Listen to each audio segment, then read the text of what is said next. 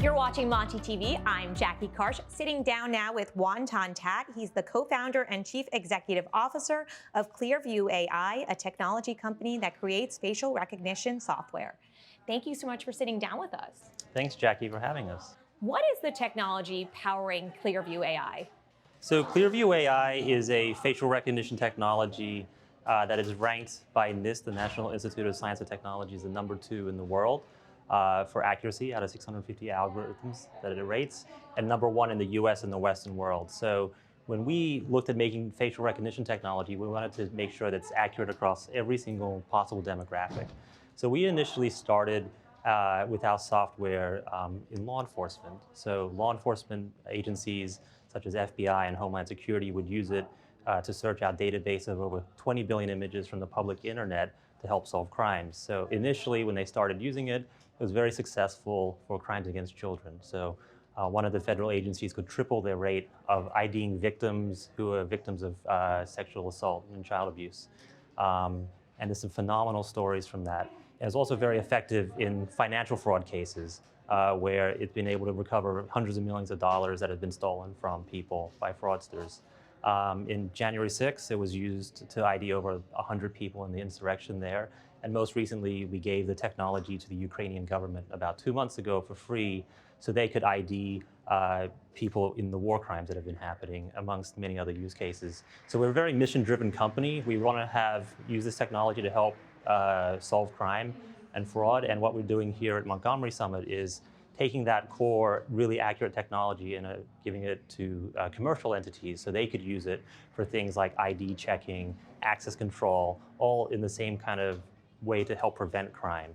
So some of these cases in the financial fraud thing would be people taking over other people's accounts where they would have a fake ID with maybe all your information and your social, but their face. And so when we thought of the technology, we always wanted to make a kind of consent-based model where people opt in to, for example, protect their bank account if someone is doing a large transaction and things like that. So I think facial recognition technology has a huge potential to not just help law enforcement combat crime, but also prevent it. And what we notice is like a lot of criminals who commit crimes and fraud, they use fake names, and it's easy to kind of get that information now on the dark web, but it's really hard to change your face. And so we think it's going to be a game changer for safety and security. So facial recognition is a little bit like the Wild Wild West. There aren't that many rules, and a lot of people have moral or ethical problems with using images that you collect online. What would you say to them?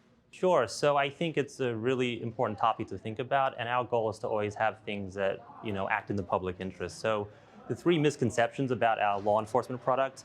One is people think it's a real-time technology that's in the cameras 24/7. ClearviewAI for law enforcement is only used when a crime is committed, and each search that's done on the platform has to have a case number and a crime type.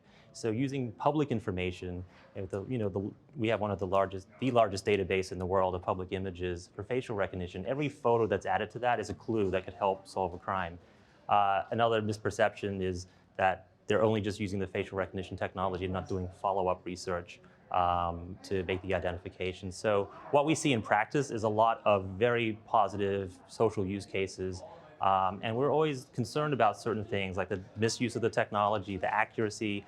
And what we've seen is like the pros of the technology completely outweigh any kind of downside so far. And we're very conscious about how we want to deploy the technology. And so we think in the commercial setting, it doesn't make sense to use such a large data set because that makes sense in a crime-solving way. So in our commercial product, it doesn't come with that data set. You would, as say a bank, have customers opt in to have their photo on file to check against just that photo. Because that's all the information you need to secure someone's bank account, for example. Is facial recognition as unique as like a fingerprint? Because, can't somebody figure out a way to similarly appear like you or I? Sure. So actually what we've seen is it's even more accurate than fingerprints now. So we have about 20 billion images in the database. And when people ask me sometimes, Kate, can you run my photo? Almost all the time, it's photos of them. So unless they have an identical twin, it can pick a face out of plenty of faces. So NIST, who ranks all these algorithms, One of the tests that they have is the 1 to N test. Can you pick a photo out of 12 million?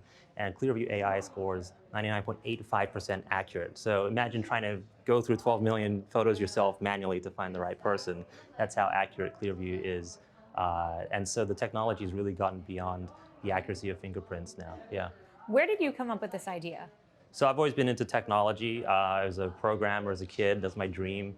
So when I was about 19, I moved to San Francisco, and I had a few startups doing games and like iPhone apps.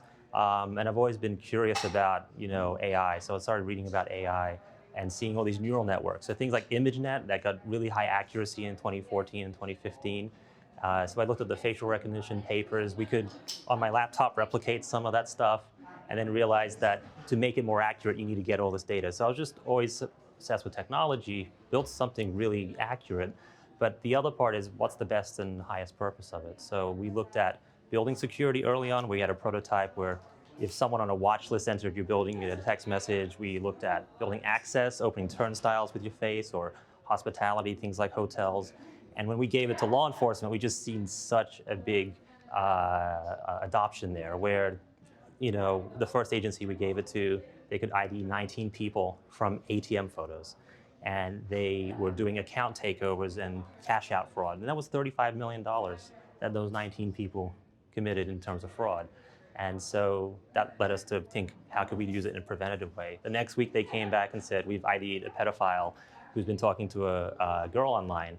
And so that kind of impact was just too compelling for us. We really focused on that as the top use case. So it's great to be at a mission-driven company. Everyone believes in the mission to basically help law enforcement solve crimes and help prevent them as well. Was that your initial idea, was to help law enforcement solve crimes? Not completely. I mean, I'm tech nerd, so I'm always thinking about what to build.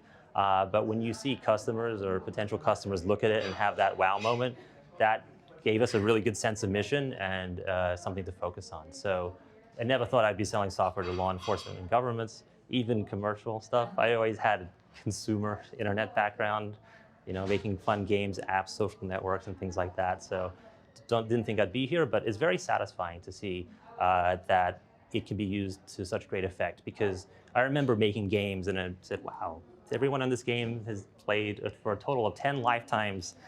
And then it was like, what does that mean? It doesn't really mean much. They've had a little bit of fun, but behind every search on Clearview is someone who could have identified a victim of child abuse, like that could be rescued, or identified a criminal who perpetrated a crime or a war crime in Ukraine.